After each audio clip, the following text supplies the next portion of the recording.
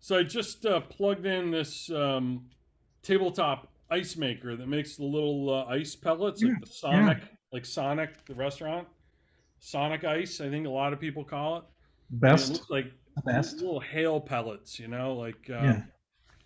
yeah. Anyway, with the instruction manual, they give you a recipe book. Have you ever heard of a muddy water drink called Muddy Hmm. Water? This is why I share this with you. They're not exactly leading with their best stuff. Hmm. After a Muddy Water is a Roy Rogers, a strawberry lemonade, ginger beer mojito, blackberry basil iced tea. Anyway, a Muddy Water. You fill a quarter of your glasses with ice made with your automatic ice maker. Of Yes. course, um, is one part cola, Okay. one part orange juice. No. So here's the directions. You pour orange juice until the glass is half full. Then you pour cola in until the glass is full and you stir well. I mean, this is venturing into the land of insanity, first of all. Second of all, like, remember we talked, I don't know if we talked about it on the show or off air, how Coke just needs to stay in its lane. And Yeah. they've made all these different flavors. Yes. They made vanilla, cherry Coke is fine. That's, you Yeah. know, fairly on brand and authentic, dating back probably to the 50s. They had cherry Coke. But then they did vanilla Coke and like raspberry and all these different flavors. Orange Coke. Yeah. Like that's kind of what this reminds me of. But actual orange juice? That's gross. Well, that's what gets me is it's an ice maker, right? And they're trying to somehow give you recipes where you would use ice. That's kind of a weird thing. You know what I'm using the ice for? Maybe cooling a drink. Drinks I already have, or water, novel concept, to make ice water. They should have put the recipe to on how to make ice. Yeah, well, like, what do you add to powdered water, by the way? How do you make powdered water? Like, how do you make water out of powdered water, Parker? Right. I have no idea. This is P1 listener James Elliott, and you're watching the X Factor podcast. Now go check your penis. Welcome, everybody, to the X Factor podcast, where we are on episode numero 44. 44 or 45? No, this is 45? Obama, not Trump. It's 45, isn't it? 44. Didn't we do It's 40. 43, 44, and now we're... Whatever. No, it's We're in the mid to 40. early 40s. And the topic is Yes. remaining X Factor. Oh, Last episode was becoming X Factor. So, like, what do you do once you become X Factor? I mean, follow our advice. You'll become X Factor. There's no doubt in whatever Yes. you do. But how do you remain it? There's gaining and then there's maintaining. Two different animals, people. Speaking of filthy animals, how you doing, Parker? Doing good. Good. What is going on? Hold on. I'm Yeah. just noticing this now. For those who are watching on YouTube, you really need to watch on YouTube because Parker's got a background picture, and again, it's a panda, and I'm not sure what's going on with pandas. I mean, was it 3 episodes ago? He had a background picture of like Hunter Biden smoking crack or something. Yes, that was Yeah. true. Yeah. You just never know what you're going to get with this kid. He's a foul ball. He is literally out in left field. And frankly, I mean, Parker, I feel like we're breaking new emotional ground ever since we went to mediation. So I'll just come out and share this. And this compliment of Parker as is this podcast, are both brought to you by our friends at Bottom Gun Coffee. Head on over to bottomguncoffee.com. If you want to channel your inner brew, you will order the Ahab's Revenge. If you want to channel your inner basic white chick like Jon Rennie, you'll order the breakfast blend. Morning blend. Then you'll put pumpkin spice syrup in it. No. And Coffee flavored froth coffee. it with heavy cream. And maybe sprinkle some cinnamon on the foam. Yeah. You probably use soy milk, though, don't you, John? No. I sheerly say that in jest because John only drinks coffee-flavored coffee, Yes. and he likes it like he likes his men strong and black. So go to bottomguncoffee.com and get it there. Parker, Yes. don't let this go to your head. But ever since we've entered mediation, you, JR, and I, and spoke with HR, I'm beginning to see you in a different light. And I have to say that you being, excuse you being a foul ball, a little out in left field, a wild card, if you will, this new side of you where we just don't know what we're going to get from show to show other than the fact that you're actually, showing up and showing up on time, which is a pleasant surprise. I'm finding it to be an endearing quality about you. Thank you. I think it's part of your charm. Thank you. Yes. And I throw compliments around like the freaking manhole covers. Much like I throw nickels around like they're manhole covers. So, I don't want it to go to your head. Don't expect to hear too many of these compliments, but I do find that these elements of surprise and your uniqueness are part of your charm. Thank you. So you do you. Just keep getting the show out on time, kid. Will do. And John. Yes. So there's gaining and there's maintaining. There's becoming X Factor and there is maintaining your X Factor. Yes. I think Parker really paid very close attention to becoming X Factor before we even released the episode. Just hearing us talk about it, I think he's doing a lot of learning by osmosis, and that is why he's essentially wearing costumes. Like today, he's dressed like the Village People. So if you're listening to this on iTunes or Spotify, you might want to check it out on YouTube. He's dressed like one of the Village People. And each week for the last 3 or 4 weeks, he's been using some zany, crazy, wild Zoom wallpaper. Yes. Background. I'm proud of the kid. I like the panda. I feel like he's taking this mediation seriously, and he's showing us that he appreciates the wisdom that we impart on him. I like it. He's like a P1 listener producing the show. He is applying the knowledge. Yes, 100%. So Parker, John, you probably tell him you're impressed every day because you see the kid every day. But let's ask Parker, to what do we owe this this complete 180 that you've done? You're almost human. I don't know. I just kind of, I was like, I want to make the episodes more like fun and just funny and stuff. And like, as you guys kind of said in the very beginning of this whole podcast series, you guys wanted to make it like you guys already have serious podcasts and already serious books, serious podcasts, serious leadership skills that you display on the daily on those things. And this is kind of like where you're just kind of saying like, let's have a good time.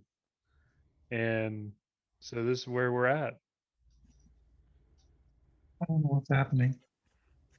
Exactly. You lost Coach Brew. Man down, as we would say. Trying to duplicate his wallpaper. I like it. Oh, we're doing the panda. That's it. That's the panda. If you're not watching it on YouTube, you're missing out on 90% of the show. I think it's good. I like it. I like be different or be invisible, and you're not being invisible, that's for sure. It seems quiet here. I'm not hearing anybody anymore. We still on? We still Yeah. running? What? So it looks like I'm alone here. So I'm going to talk about. I'm right here, John. Can I'm you right hear me? here too. I What? don't hear anything. What's his problem, Parker? I don't know. All I know is I just got an ice cube out of my ice cube maker, and it looks like a bullet. It legit That's looks pretty like cool. a bullet. Oh yeah. Like, I feel like pandas should be like the X Factor podcast animal. I'm just saying, they're so different. They're literally a bear that doesn't eat meat. Like, what? A koala doesn't eat meat. But koalas or whatever. Pandas are amazing in every way. I mean, look how funny they look. Like, look at my background. A Look at this panda is guy. like the hipster of bears. It's vegan. Yeah. But they're It's just so not amazing. a reflection of any of us. You know what? Pandas also make the funniest videos. Have you ever seen a funny panda video? They're amazing. I've never seen a panda video. I ignore your panda gifs that you send. Oh my gosh, they're so amazing. They're hilarious. So let's stop the panda talk. Let's hit pause on it for a minute. Yes. Because frankly, I'm more interested in your wardrobe than the panda. He almost looks like a Jurassic. Can Like you he's like stand he's up like and a. twirl around and walk the runway for us here? I think it's the Jurassic Park zookeeper outfit. That's what it kind of I even looks got like. the Skinny jeans? short shorts on, you know? Oh, you're wearing jorts. Nice. Some short shorts. Those are almost like Magnum PI shorts. They're so short. Oh, they're so yeah. Well, That's cute. Can you unzip your vest a little more, and no. we'll count your chest hairs live on the air here? Yeah. No. No, we're gonna keep those tucked away. All That's three for of our them? OnlyFans. All three of them. Hashtag almost puberty. I'm a hairy dude. My chest's pretty hairy. Oh, you're a real chia pet. Yep. You're like almost as hairy as a panda bear. I think I'm probably putting my money on Coach Brew on that one. On Harry. Yeah. You know what? Look at this. Look at this. It's coming in. It's coming in. Don't go there. Oh, You don't want to go there. So, maintaining X Factor. Where's the emergency stop button? Yeah, people have stopped listening already. I don't think we have anything to worry about. We're talking about maintaining the X Factor, and this is another whole debate offline about whether the panda bear ought to be a freaking mascot or not. But yeah, I think that there's, like I talk about this in my book Beyond Stadium Status, which is available wherever books are sold and on my website beyondstadiumstatus.com, but mostly, if we're being honest, just on beyondstadiumstatus.com. We talk about it in the preface. Is that how you pronounce it, John? The preface? Preface? Really? I thought it was a preface. Could be. It looks like preface. So I talk about it in the beginning of the book. There's winning a championship and there's repeating. Right? Which is harder? There's becoming X Factor and there's maintaining X Factor. Which is harder? I would argue that maintaining is harder than 100%. I would argue that being the reigning champion and repeating is harder than winning that first one. The expectations change. Yeah, 100%. It's a different kind of pressure. think about all the one-hit wonders you know of, right? That Shout out Hanson, Mbop. yeah, right, exactly. I mean, um, so there's plenty of people that you can get that one hit, that one video that goes viral, the one Shout thing. out Rick Springfield, Jesse's Girl. Yeah, yeah. Or Jesse's Grill if you're dyslexic. Yes. Or how about Tommy Two Tone with we covered that on past episodes, right? Yep. 8675309, right? That's one hit wonder. Yeah. So it's you can have magic every once in a while. You Oh, can yeah. do everything right and it just hits just right and the world knows who you are and you have that 5 minutes of fame. But how do you have 5 years of fame, 50 years of fame? You know, that takes X factor to be able to maintain that. So think about whether it's great bands or great Shout out ZZ Top ZZ from Top. We talked episode about ZZ Top. 41, Yeah, 40, around there. somewhere in there. Yeah, yeah. So you think 50 about years of fame. That was a nice, subtle plug, John. You teed that up for me, and I just hit it. absolutely. So my point is that to become X Factor is sometimes it's alchemy. You can't really describe exactly what happens, but things just everything works in your favor and you get a home run, right? But how do you become a consistent home run hitter? And how do you stay in that spotlight? That is hard to do. As Coach Brew mentioned, the expectations change, right? So when you win the Super Bowl, you're now the expected to win the Super Bowl next year. And so everybody is preparing for you differently. You know, they're getting Right ready. after you win it, they ask you, how are you going to repeat? Yeah, they want to know. As Yeah. opposed to like, hey, why don't you let me enjoy this one for 5 minutes? Yeah, and that's what makes guys like Tom Brady, you know, you're just like, well, how do you do that consistently for so many years, right? As your body ages, especially in an athletic sport, how do you do that? And so when we see that, we recognize that that's something special. They call him the GOAT, the greatest of all time, right? We recognize excellence because we see it over longevity, over a long time, right?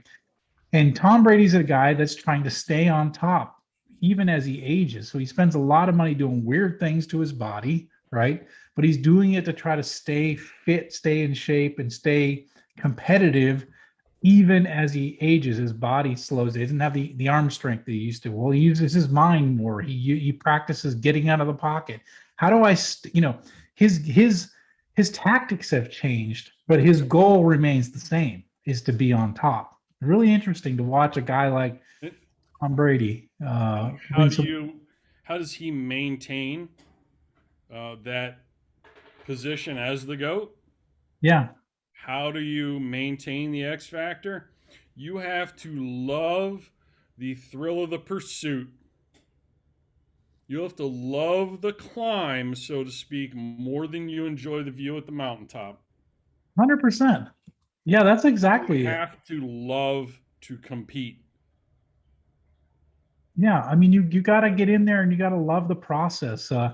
You know, I know I've got a couple of books I wrote, and it feels good when you finish a book, you get it out there, and then you get to see let the world see it. And but it's fun to get back into another book again and to write another one. Coach, I know you've written 14 books, and so you know what it's like. But there's that feeling of like, okay, that was fun. I really liked the response to that one, and then you're like, well, hold my beer, wait for this next one because it's going to be great. You know, it's because I have this desire of putting out a good product and I get excited about the process. I actually don't ever say that, John. No, all right. Well, I say hold my bottom gun coffee. Excellent, I love it. Yeah. Hold my pumpkin spice latte. Which pairs well with beer.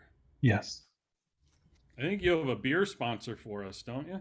I am working on it. I can't announce it yet, but pretty soon I'm hopefully will add a beer sponsor to both this podcast and my other podcast. So we're working on it. We had, well, I won't share it yet, but I am a partial owner in a brewery right now, and they're likely going to be a sponsor of the podcast. Beautiful. Yeah. So maintaining X Factor, John, you gotta love to compete. You have to embrace the grind, Yep. I believe, in order to love to compete, because it is a grind. You gotta enjoy the grind and any kind of repetitive process. You have to be willing to execute beyond the boredom threshold. That's the key because the fundamentals are what get you there. Fundamentals are what keep you there, and you got to be willing and love to focus on the fundamentals. What would you say facilitates maintaining X Factor? We look at, let's say, Tom Brady, the Patriots, being on top, staying on top, repeating. Any dynasty, any iconic brand that hasn't yet lost its way, what facilitates maintaining X Factor in your humble yet highly accurate opinion? I think one of the biggest things is avoid being stale. Avoid using the same strategy that got you to the top to keep on top, right? Especially if you think about Brady, they certain offenses work in certain seasons, and then other people figure it out, and then that goes away, right? So it's how do I stay on top? How do I and I got to be careful here. I want to say the goal is always the same. You want to be authentic to who you are, but you've got to change your tactics slightly to what's happening and what's changing in the culture, right? Or what's changing in your marketplace, or what's changing with your customers. So you don't want to keep delivering the same thing. A great example is Radio Shack. They were on top, 100%. Who? That was a place it's a company called Radio Shack. Never You can heard look of it up them. in your encyclopedias because they're dead now. They're gone. But they were a I think company I have that a Radio Shack 8-track player, JR. did you really? Wow, that's really showing your age there, Coach Brew. But Radio Shack was a great example of they were at the top of their game. They were the place to go to get electronic parts and pieces. They were the only place you can get all these crazy connectors and things that connect up different electrical devices, electronic devices. But then suddenly that stuff was available on places like at Best Buy they had it, or they had it online at Circuit Amazon. City. Circuit City came around, and then suddenly they weren't the top of their game, and so they didn't figure out how to refocus their efforts to stay on top of the game as the market shift, as the competition changed. They just sort of fell by the wayside, and they didn't pivot when they should have, and they should have rebranded or refocused, or found the niche that they could still maintain and be on top. And I think that's the problem with being on top, is that so many people are gunning for you that you have to be really nimble, right? Yeah, you have to be able to be nimble, and you have to be able to change direction as you need to stay relevant. That was me pivoting. Yeah, yeah. We'll look at. The news is out today. We're seeing that Kanye has a new album out. Donda, it's called, right? Kanye West. That's my rap name. Yes. Kanye West. I love it. But there's a guy that's constantly changing and reinventing himself, and he's staying. Prolific producer of music. Yeah, and he's staying in the headlines. Cranking it out, Right, and he's staying in the headlines, and now he's got a new album out. I haven't heard it yet. But there's an example of somebody that is prolific, and he's not staying on one lane. He's showing, he's changing slightly based on what he thinks will be or what's interesting to him, and what he thinks is going to be relevant to his audience. And I think that's a good example. So he's all over the news right now. John, he loves to compete, and I think that's kind of in the family's DNA. They just say to themselves, like, what's going to be bigger, my music or my wife's? Are they still married? It's I don't know. Constant competition. They're still married. I think they get page views and headlines off of saying they're going to divorce, and they never do. I'm pretty sure he was living in the Mercedes-Benz Stadium for a while when he released his newest album. Where is Mercedes-Benz Stadium? I have no idea. New Isn't Orleans? that in Superdome, New Orleans? Might be. I don't know, but I saw something on like on the news where he like literally rented out the place for his release, and then Oh yeah, that's stadium status, dude. He rented it out, a stadium, for the album release. You're right. I remember reading that. Yeah, he like that's ended up staying in there, like living in there basically. I mean, if you were married to a Kardashian, wouldn't you? I'd want to get the hell out of there. I'd rather live in a stadium and use the men's room in a stadium than live with a yeah, Kardashian. Your whole life would be on Instagram.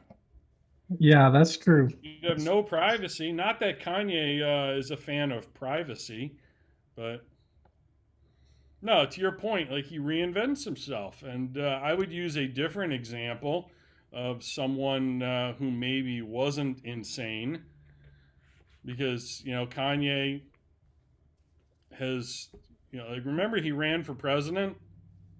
Yeah, no, I remember, You and I know, remember his last album was a Christian album. I don't know what this one is. I don't know if he's staying on that track or if he's back to his old ways. I don't know. So So yeah, I remember taking a page from the world of music, Jr. My buddy Cowboy Troy, the inventor of hip hop, yeah, which is rap lyrics with a country yeah, twang, a country beat, country music bed. He was telling me like how he tests his market, and I think this is the key to maintaining X Factor, is being willing to product test, market test, and experiment. So he will never completely go off in a whole different direction on his album because you'll lose a significant portion of your fan base and they'll wonder what you're doing. So what he'll do is 20% of his new album will contain like that new creative vibe, that new type of music, sonically speaking, that he wants to put out there, and he'll use that to sort of product test it, if you will. But the 80%, the other 80% will be that which his audience has, why the music they found him listening to, that they love, that he knows has appeal for them. And he'll see if that other 20% grows on them, if it's something they enjoy and they love, and then he'll build off of that in the future. But I think too many brands try and swing too far in a new direction.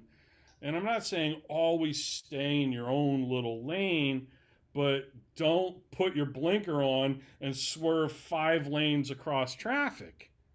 yeah. There's something to be Ease your said. way over. Yeah, there's something to be said, and I think I don't know where I've read it, but where if you're going to introduce something new, you want to try to stick to having something familiar. So something that is like a storyline or something that's very familiar, Yeah. and then take it. So you keep that 80% familiar, and then you do this 20% new.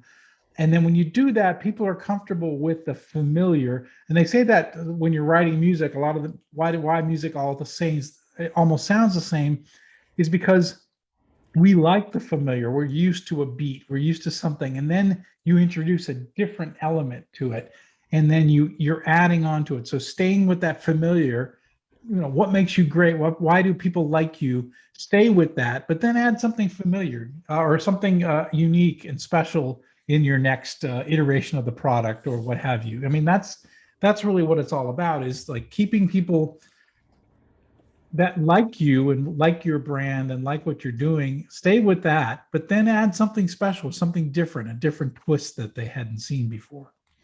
Yeah, it's like something like it was 149 beats per minute is Yeah. sort of the standard formula for music on the radio, specific country music, I would say. But if you're listening to and that's the number, I use that example not just because I love it, but it's the number one format on radio in America. Mm. And like, if you're listening to country music on the radio, and you think, oh, this music kind of sounds the same. Well, there's a reason for that. It's right around 149 beats per minute because that's what the market wants. That's what your audience wants. And it would not serve a radio station well, which they're a brand. They serve their consumer. It would not serve them well to deviate from that too terribly much consistently. Right. Yeah. Exactly. Yeah. So if people hear a dull roar in the background, I had to turn my air conditioner on because it's getting hot in my office. I hear it. You hear it? I do. Is it too annoying? No. No, it's not. It's not bad at all. People will survive. Yeah, it's better than hearing my dog farting underneath the desk, which is what she normally does. She's been kicked out of the studio because That's part of her charm. she's always venting gases in my podcast studio, so she's been kicked out. So what else do you have to do to maintain X Factor? You got to experiment. You don't want to swerve too far out of your lane. You want to market test and listen to your audience, right? I think connecting with your audience is a big part of it too. Is that staying connected, staying, there. I mean, look at the people, the brands that have, been around for a long time and stay around. They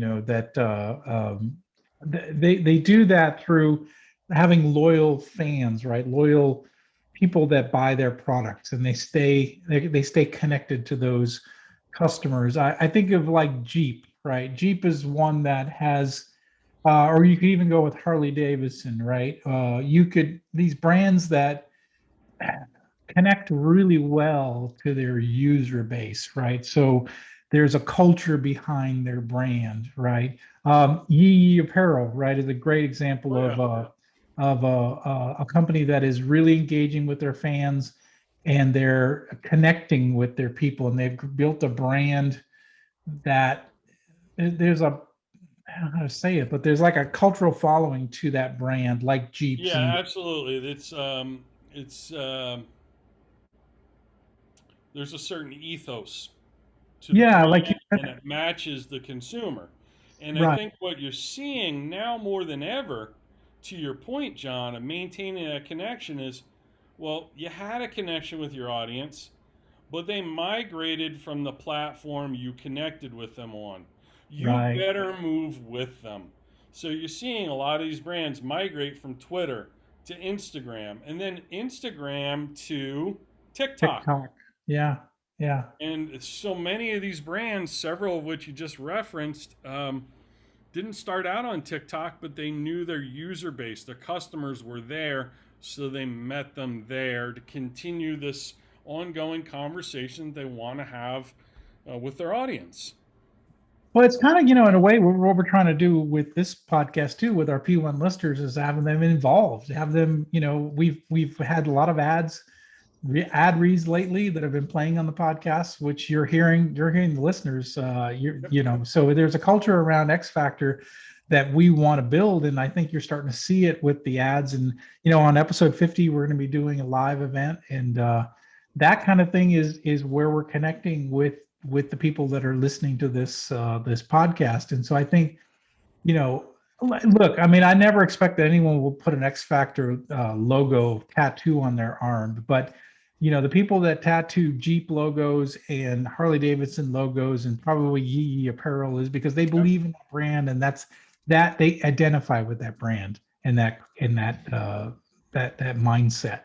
But that's a crazy thing. People, have you seen as many people who are putting Joe Rogan tattoos on their arms? And have you ever? I don't know if you've seen this lately, but people are putting Joe Rogan's face on their body.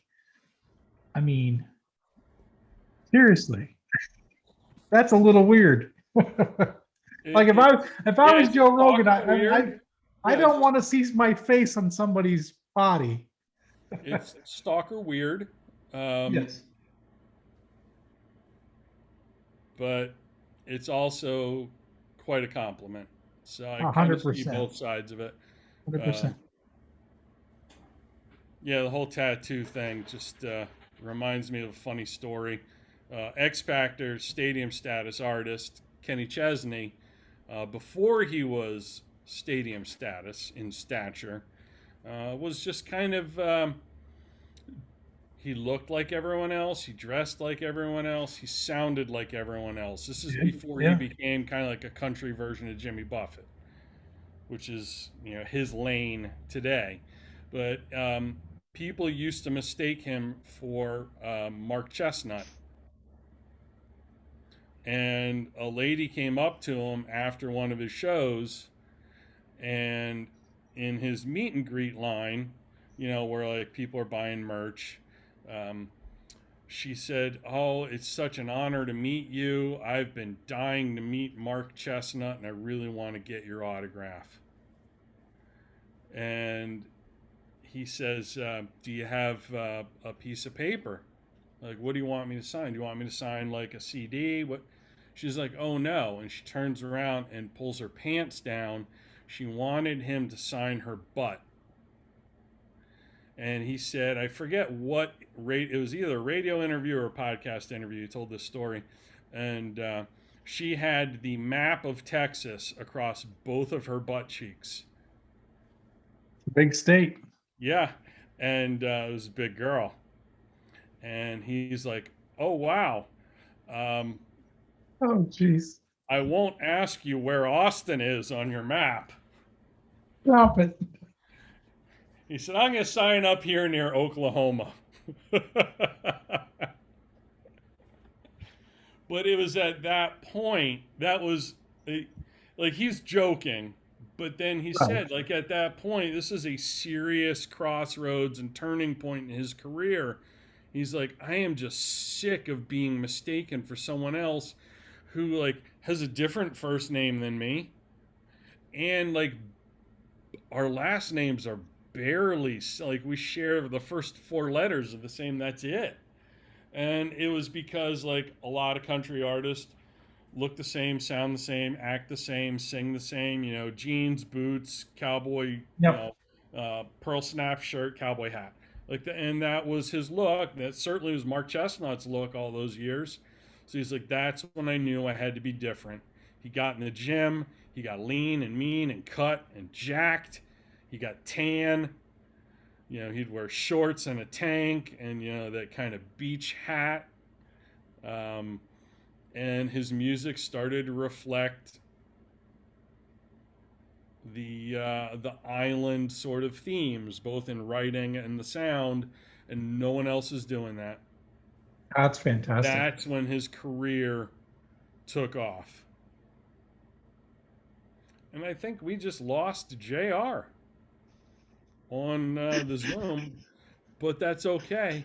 We shall continue. Parker, did you kick him out of the Zoom chat? No, I have no idea what just happened.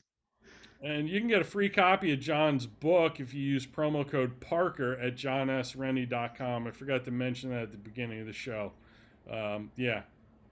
If you So go promo to code Parker at jonsrennie.com. if you go to chinupchestout.com or just go to coachbrew.com and go through his website, enter code Jeff Bezos. That hurts me deeply that you're doing that, Parker. But so Parker, as you are absorbing and processing 40-something odd episodes about the X Factor, gaining it, maintaining it, what is and isn't X Factor, in a wide swath or cross section of industries, what do you think is part of the secret sauce of maintaining the X Factor? I think maintaining the X Factor is you have to constantly have a variety of different statures within your company or your product or your business. How's Meaning that? you have to have multiple variables. You have to bring more light onto your product through What? oh, he's I'm back. back. But no, you have to have a multitude of just different ways to market your product to different people in different groups. It's like Absolutely. saying, Your audiences find you through different channels. yeah, And you and better have a presence in a lot of different channels. You got to have a bunch of oars in the water, a bunch of lines baited and hooked. even That's if it doesn't work, even if it doesn't yeah. work, you at least have it out there. Yeah, like like a mascot, like a panda bear, probably won't work for anybody or anything unless you sell Chinese food. What's that Panda Express Chinese food at the Oh mall? yeah. It's always in the food court. Works for them. Probably wouldn't work for a podcast, but you got to throw a couple different types of animals out there and figure out what would work. I hear you. By the way, I I, disappeared. I'm back. I don't know how I we miss disappeared. you. I gave you your free shout out while you're gone. Okay. Use promo code Parker at JonSRennie.com. You can get free books from John. Wait, what? Yeah, go to JonSRennie.com, enter promo code Parker, and you can get a free book. I don't think that's going to work. You don't? You can try it. You can Okay. try it. But yeah, so that Texas map has thrown me off. I think I was on a groove, and then the Texas map just. I won't ask you where Austin is. What a great, to have the presence of mind to keep your wits about you during that and say that. Yeah. I would say For it. those of you who aren't familiar with the geography of the state of Texas, Austin is smack dab in the middle. Yeah. Yeah, I've done a lot of book signings, but I've never had to sign a map of Texas before. Any boobs? No. No cleavage? Okay. No, I don't have that kind of fans. I have You have OnlyFans. He doesn't have readers, folks. He has OnlyFans. Did you see them trying to make a shift a couple weeks ago or a week ago?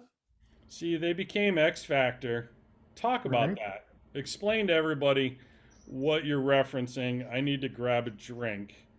And since you just deleted yourself from the recording a minute ago, I had to carry this thing. I'm going to let you carry it for a minute, JR. Well, I mean, for those of you who don't know, if you're living in another country like Afghanistan with no internet access, but you miss out on the fact that OnlyFans has become very popular in the midst of this pandemic with people, essentially taking their clothes off for money. And then OnlyFans just came out last week. They were going to eliminate any sexual content on OnlyFans. Oh yeah. So they were going to take away the only reason they exist, right? And of course everyone went, okay, well that's kind of silly. This is how they make their money. This is how they become, mainstream, if you will. I mean, I'm not saying I don't condone it, but that's how they become mainstream. And then they decide they're going to eliminate that part of their business model, which is the only reason they're successful. And of course, 2 days later, they came back out and said, never mind. I have a theory on that. Go ahead. They attracted some interest from venture capital firm who saw they had built a big audience and there's something there. And they said, we would invest or buy you out if you weren't peddling pornographic content that was pornographic in nature. Right. But then they probably quickly realized that if we made that enormous shift, we would lose our entire audience and the company would lose virtually all of its value as well. It's the baby in the bathwater. It's what you are and what makes you unique. I mean, I'm not saying that I condone it, but it's what makes them, it's their business model. He won't say he condones it, but he won't say he frowns upon discouraging it either. Yeah, but I'm just saying the thing is, it's that's where when you're on top. Okay, this is a good example of being on top and having to maintain the X factor. Don't throw away what makes you special and what makes you unique. Don't do that. If you do, I mean, you lose all your value as a corporation when you do something like that. Yeah, and And that's imagine why like, they. if you are a creator on that platform. Let's say you have one of the top 1% OnlyFans Creator. I account. like that. I Yeah, like that. they're Yeah. creators of content. But Right. let's say you have one of the top 1% grossing OnlyFans accounts, and they basically are going to blow up their business model. You don't own that platform. You don't even own the customer base, the data, their credit card information, their payment process. You don't own any of that. You could go from making millions to making nothing literally overnight. I Yeah. can't think of a wilder scenario than that for a Yeah. business owner. Yeah. No, it's the situation is bad, Yep. and you've got to be, you can't be on one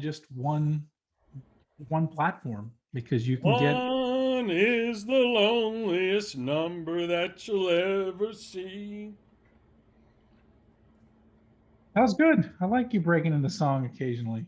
I've always said that. One's the loneliest number in business. You cannot afford to bank on one channel, especially, something you don't own. Yeah. So interesting. I was thinking about this. So when I say the name Jim Cantori, what do you think? The weather guy. Not only the weather guy, but what's special Storm about Jim? chaser weather guy who, like, if there's a hurricane, a tornado, a monsoon, Yes. anything, Jim Cantori is in your town. If Jim Cantori is in your town, you're pretty much screwed. So right now, Hurricane Ida is making landfall, right? And it's a dangerous storm coming into Louisiana, Category 4 hurricane. And what's trending on Twitter? Not the hurricane. Yeah. It's Jim Cantori. Yeah. Talk about being known for one thing. Right. And owning that mental real estate. Yeah. Yeah. Great example. Yeah. I mean, so when you think of that one name, that's so again, how do you maintain an X factor? When there's a big storm, you get your butt to wherever that is and you get a microphone and you start talking about it because people expect you to be there. Right. Well, the funny thing is, when there's a nor'easter or a blizzard, he never comes up here. No, because that's just weather. That's just normal New England weather. I mean, we measure snow in feet, not inches. Right, right. Yeah.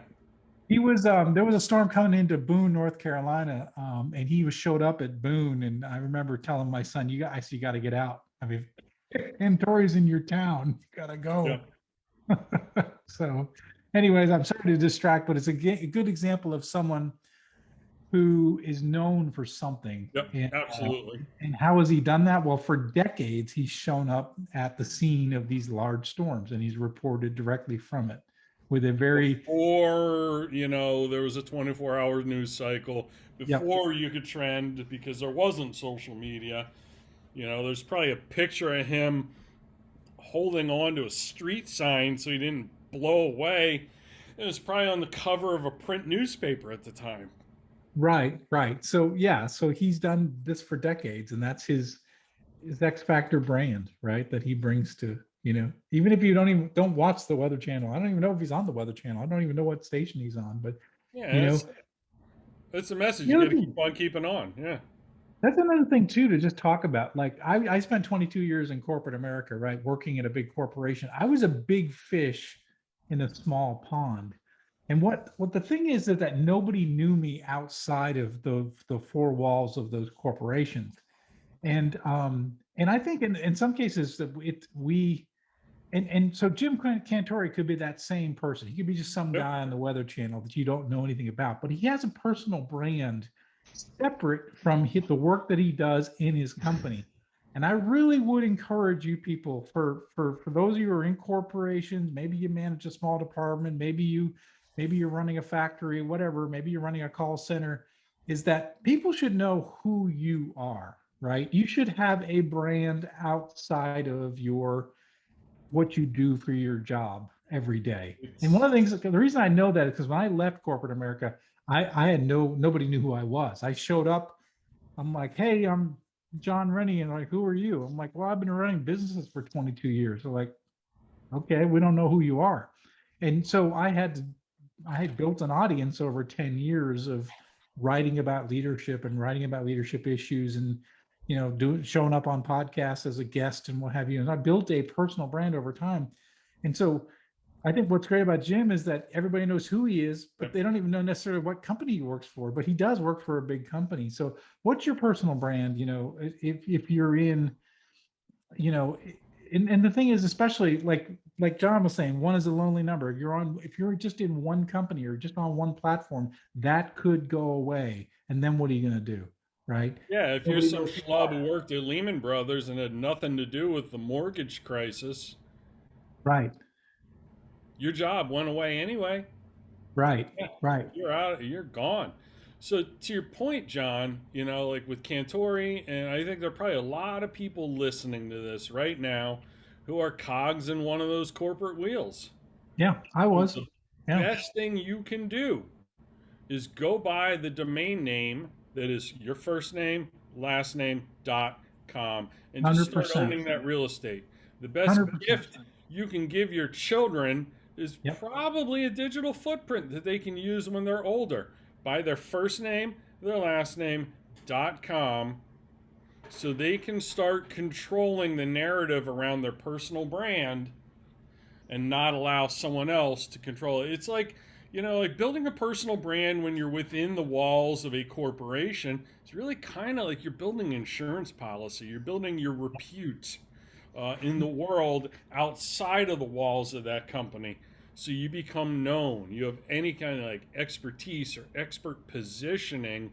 You owe it to yourself to invest your time in doing that now before it's too late. Right. Exactly. So just something I thought of when I was seeing his name and we were talking about one and the concerns of being on one platform, but there's a lot of concerns of being with one company as well too. So having a personal brand, have people knowing you outside of what you do in the corporation and everyone, and having a fallback plan And is a much better place to be than if you're beholden to just one company and have all your eggs in that basket. so, speaking of domain names and different channels, where can people find you on OnlyFans again, John? I don't know. I think there's I think an it's X. onlyfans.com/the X Factor podcast. Okay. I've You'll never find been there. pictures of John's feet while he's deadlifting and some other, exciting things like that. I don't know what's going on. There are And no maps of Texas there though, so don't go looking. no, John lives in North Carolina. I won't ask where Greensboro is.